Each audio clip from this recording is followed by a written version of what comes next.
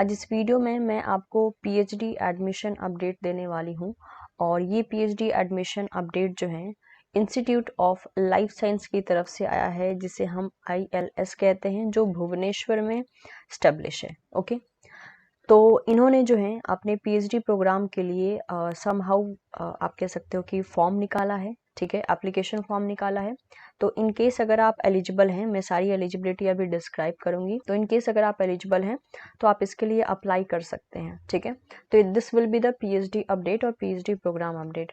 तो ये जो डेट है, जिस डेट को इन्होंने इसे पब्लिश किया है, दैट इज 3 सितंबर 2021 को ये अपडेट आया था। सो इंस्टीट्यूट ऑफ लाइफ साइंस जो है ये एक ऑटोनोमस इंस्टीट्यूट है under the department of biotechnology. ठीक है, भुवनेश्वर में ये स्टेब्लिश है।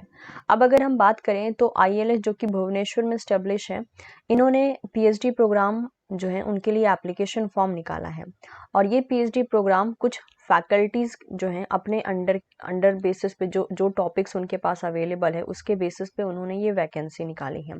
So the name of the faculties who are interested in taking the students through the regular PhD program of ILS are listed below with their research interest। तो जो अलग अलग faculties हैं उनके अंडर में जो है जो अलग अलग रिसर्च एरियाज हैं उसके बेसिस पे उन्होंने पीएचडी के लिए यहाँ पे वैकेंसी निकाली है। ठीक है, जैसे कि फॉर एग्जांपल, और इन्होंने ये भी कहा है कि और डिटेल जानने के लिए इन्होंने जो है यहाँ पे साफ साफ मेंशन किया है कि इट्स बेटर कि आप ILS की वेब पेज पर विजिट करें और वहाँ से डिटेल इंफॉर्मेशन इन सारी फैकल्टीज़ और इनके रिसर्च एरिया के बारे में आप ले सकते हैं। लेकिन अगर हम फैकल्टी के नाम देखते हैं तो यहाँ पर हैं डॉक्टर संदीप के मिश्रा। ठीक है, इनके अंडर में जो रिसर्च एरिया है that is the investigation of downstream target of oestrogen related receptor beta in the breast cancer. ठीक है, तो इनका वर्क जो है ब्रेस्ट कैंसर पे है। नेक्स्ट अगर बात करते हैं डॉक्टर PV रामचंद्र, जिनका रिसर्च एरिया है identification and characterisation of gene and mutation in the human genetic disorder. ठीक है, this is a second research area. Third research area है डॉक्टर गुलाम हुसैन साइद के अंडर में है, जिनका रिसर्च एरिया है under the virus host interaction and the viral disease pathogenesis. And the fourth is doctor Anmol Suryavanshi, और इनके अंडर में जो रिसर्च एरिया है वो है understanding the cancer and viral disease biology through the clinical proteomics. तो ये अलग अलग फैकल्टीज हैं, एज वेल एज ये फैकल्टीज जो हैं इंटरेस्टेड हैं कुछ स्टूडेंट्स को अपने अंडर में एज अ रिसर्च, लाइक उनके अंडर में जो रिसर्च एरियाज हैं उसके लिए रेगुलर पीएचडी में एडमिशन ले रहे हैं ये स्टूडेंट्स का, mainly in the institute of life sciences. ठीक है, तो ये तो हो गया कि काम क्या है, रिसर्च एरिया क्या है और किसके अंडर में है। अब अगर हम बात करते हैं इन केस की यहाँ की क्वालिफिकेशन का क्लियर होना ज़रूरी है अगर आप किसी भी चीज़ के लिए अप्लाई करते हैं तो सबसे पहले अगर क्वालिफिकेशन की बात करें तो स्टूडेंट का MSc, M.Tech, M.Pharma, MVSc या फिर इक्विवेलेंट क्वालिफिकेशन होना ज़रूरी है लाइफ साइंस में एंड कोई भी अलाइड सब्जेक्ट्स में, जो कि यहाँ पे मेंशन है biochemistry, biotechnology, genetics, microbiology and many more. ठीक है, तो अगर आपका MSc जो है लाइफ साइंसेस से है या फिर इन सारे डिपार्टमेंट से है तो आप जो है इसके लिए अप्लाई कर सकते हैं विथ मिनिमम ऑफ 60% मार्क्स। और आपका मास्टर में जो है मिनिमम 60% मार्क्स होना चाहिए या फिर इक्विवेलेंट ग्रेड पॉइंट होना चाहिए अगर आपके कॉलेज में ग्रेडिंग सिस्टम चलता है तो। लेकिन अगर आप ऐसे स्टूडेंट हैं जिनका अभी रिजल्ट अवेटेड कैटेगरी में अगर आप आते हैं, मतलब कि अभी आपका रिजल्ट आया नहीं है, तो भी आप अप्लाई कर सकते हैं, लेकिन आपको अपना फाइनल मार्कशीट जो है इंटरव्यू के दिन तक प्रेजेंट करना पड़ेगा और अगर आप प्रेजेंट नहीं कर पाते हैं तो आपका इंटरव्यू नहीं होगा। तो रिजल्ट अवेटेड कैटेगरी, मतलब कि अगर हम बात करें तो MSc student and result awaited student ये दोनों ही अप्लाई कर सकते हैं इस पर्टिकुलर PhD इनरोलमेंट के लिए। ठीक है, नेक्स्ट अगर हम बात करते हैं, और यहाँ पर क्योंकि ये सारा एसेंशियल क्वालिफिकेशन है, मेक श्योर मतलब ये चाहिए ही चाहिए कुछ भी करके, इसमें किसी भी तरीके से कॉम्प्रोमाइज़ नहीं हो सकता है। नेक्स्ट अगर हम बात करते हैं यहाँ पर कि और क्या क्या मांगा है, तो candidate should have also qualified CSIR UGC JRF, DBT JRF, DBT BINC JRF, UGC RGNF और ICMR JRF, यानी आपके पास कोई ना कोई फेलोशिप होना ज़रूरी है। अगर आपके पास कोई भी फेलोशिप है और अभी तक आपने अप्लाई नहीं किया है और आपके टारगेट पे था ILS, तो वेरी ऑब्वियसली अभी आप अप्लाई कर सकते हैं।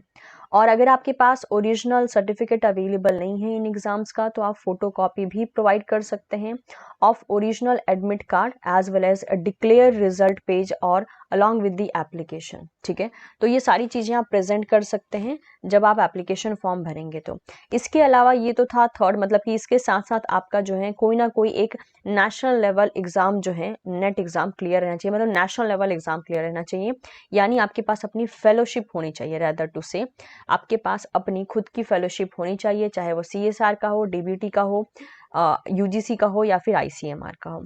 नेक्स्ट अगर बात करें तो कैंडिडेट का जो थर्ड एसेंशियल क्वालिफिकेशन दिया है यहाँ पे, वो है कि उसका एज बिलो 28 ईयर्स होना जरूरी है जब आप एप्लीकेशन फॉर्म फिलअप कर रहे हैं तो, और ये एज का रिलैक्सेशन अप टू 5 ईयर्स हो सकता है in case of SC ST women and PH candidates. ठीक है, and 3 years in case of the OBC candidates. तो अगर आप जो है समहाउ SC ST वुमेन और PH कैंडिडेट हैं तो आपका 5 ईयर का रिलैक्सेशन हो जाएगा, और अगर आप OBC कैटेगरी से हैं तो आपका 3 ईयर का रिलैक्सेशन हो जाएगा। ठीक है, एप्लीकेशन फी की बात करें तो जब आप एप्लीकेशन फॉर्म फिलअप करोगे तो आपको 500 रुपीज जो है नॉन रिफंडेबल बेसिस पे करनी पड़ेगी। पेमेंट का मोड इन्होंने यहाँ पे लिख दिया है, that is payment mode as per the detail. Beneficiary का नाम जो होगा director institute of life science Bhubaneswar, account number इन्होंने दे के रखा है, बैंक बता के रखा है, इसके अलावा जो है IFS कोड बता के रखा है, सारी चीजें इन्होंने यहाँ पे मेंशन कर दी है। तो आपको इस पर्टिकुलर जो डिटेल है इसके बेसिस पे आपको 500 रुपीज एप्लीकेशन फी के लिए सबमिट मतलब भरना पड़ेगा। नेक्स्ट अगर हम बात करते हैं तो SC ST physically challenge candidate के लिए कोई भी पेमेंट नहीं है, आप जो है फ्रीली फॉर्म भर सकते हैं। नेक्स्ट फेलोशिप की बात करें तो क्योंकि ये ऐसे स्टूडेंट को ले रहे हैं जिनके पास खुद का फेलोशिप है, चाहे वो किसी भी फॉर्म में हो, CSR GRF के फॉर्म में हो, DBT GRF हो या फिर ICMR GRF हो, तो वेरी ऑब्वियसली आपकी फंडिंग एजेंसी जो है उसके अकॉर्डिंग ही आपको फंड किया जाएगा, जिस एग्जाम के अकॉर्डिंग आपको अपना क्वालिफिकेशन मिला है। ठीक है, अपार्ट फ्रॉम दिस अगर हम बात करते हैं तो आपको जो है रेल का यानी जो आप मेनली व्हीकल लोगे तो रेल का या बस का आपको फेयर मिल सकता है up to the sleeper class. ठीक है, ये आपको पे कर दिया जाएगा सारे के सारे कैंडिडेट्स को, अगर आपको इंटरव्यू के लिए कॉल किया जाता है तो उसके लिए ये पे कर देंगे। नेक्स्ट अगर हम बात करते हैं तो एप्लीकेशन फॉर्म आपको कहाँ पे मिलेगा, एप्लीकेशन फॉर्म आपको इनकी वेबसाइट पे मिलेगा जो कि है www.ils.res.in। जितने भी इंपॉर्टेंट लिंक है चाहे वेबसाइट के हों चाहे फॉर्म के हों, मैं सभी के लिंक डिस्क्रिप्शन बॉक्स में डाल दूंगी, तो आप उसको भी चेक कर सकते हैं। आपको एप्लीकेशन फॉर्म फिलअप करके with self-attested copy of relevant certificate and the copy of proof of payment should be sent to the academic section, Institute of Life Sciences, Nalco Square, Bhubaneswar. इतने पे आपको जो है इस एड्रेस पे आपको भेज देना है, और सब्जेक्ट की लाइन क्या लिखनी है, एप्लीकेशन फॉर PhD प्रोग्राम। और ये जो एप्लीकेशन फॉर्म है वो 5 अक्टूबर तक जो है समहाउ 5 अक्टूबर से पहले पहले उनके पास पहुंच जाना चाहिए। यानी ये फॉर्म जो होगा, जो आप एप्लीकेशन फॉर्म फिलअप करोगे, आपको इसे सेंड करना होगा, मतलब कि आपको इसको पोस्ट करना होगा सारे के सारे डिटेल के साथ जो इन्होंने रिक्वायरमेंट में मांगा है। List of candidates selected for the interview will be published in the institute website. तो इस पर्टिकुलर वेबसाइट पे जो है जो कैंडिडेट को शॉर्टलिस्ट किया जाएगा इंटरव्यू के लिए, उनका यहाँ पे नाम जो है ये मेंशन कर देंगे अपनी वेबसाइट पे। तो इंपॉर्टेंट डेट्स की अगर हम बात करते हैं तो यहाँ पे इन्होंने मेंशन करके रखा है इंपॉर्टेंट डेट्स में, जो लास्ट डेट है एप्लीकेशन फॉर्म को रिसीव करने का वो होगा 5 अक्टूबर 2021। इससे पहले उनके पास आपका एप्लीकेशन फॉर्म पहुंच जाना चाहिए, एप्लीकेशन फॉर्म। नेक्स्ट जो डिस्प्ले डेट होगा, मतलब जिस डेट को शॉर्ट लिस्टेड कैंडिडेट्स का नाम जो है डिस्प्ले किया जाएगा फॉर द इंटरव्यू, कि कौन कौन से बच्चे इंटरव्यू के लिए सेलेक्ट हुए हैं, उनका नाम डिस्प्ले किया जाएगा 7 अक्टूबर 2021 को, और इंटरव्यू का डेट जो है 28 अक्टूबर 2021 होगा। तो आप में से ऐसे बहुत से स्टूडेंट हैं जिनका जो लास्ट हमारा CSR एग्जाम था वो क्लियर हुआ था। तो बहुत से ऐसे स्टूडेंट थे जिनका अक्सर ये क्वेश्चन रहता है कि मैम कैसे पता चलेगा कि कौन से इंस्टीट्यूट फॉर्म निकाल रहा है, कैसे फिलअप करना है, everything. This is one of the example कि आपको थोड़ा सा अलर्ट रहना पड़ता है कि कौन सा इंस्टीट्यूट कौन सा फॉर्म निकाल रहा है, स्पेशली तब जब कोई इंस्टीट्यूट आपके टारगेट में हो। ठीक है, तो ये सारा का सारा डिटेल मैं उम्मीद करती हूँ आपके लिए हेल्पफुल रहा होगा। जितने भी इंपॉर्टेंट पॉइंट्स थे मैंने मेंशन कर दिया। तो मेक श्योर अगर आपका कोई एग्जाम क्लियर हुआ है जिससे आपको फंडिंग मिल सकती है, आपका GRF कोई भी क्लियर हुआ है, तो आप यहाँ पे जो है PhD के लिए इनरोल कर सकते हैं, that is institute of life sciences में। ठीक है, तो मैं जो है सारा इम्पॉर्टेंट लिंक अपने डिस्क्रिप्शन बॉक्स में, इस वीडियो के डिस्क्रिप्शन बॉक्स में डाल दूंगी। आप वेबसाइट पे विजिट करके वहाँ से ये पर्टिकुलर जो नोटिफिकेशन है इसको पढ़ सकते हैं और एप्लीकेशन फॉर्म को सबमिट कर सकते हैं। ठीक है, so thank you so much everyone. उम्मीद करती हूँ वीडियो यूजफुल रहा होगा आपके लिए। वीडियो यूजफुल रहा हो तो इसे लाइक ज़रूर करें, एज वेल एज इसे आप अपने दोस्तों के साथ भी शेयर कर सकते हैं। And don't forget to subscribe teaching Pathshala. Thank you so much everyone. मिलते हैं बहुत ही जल्द आपसे नेक्स्ट वीडियो में।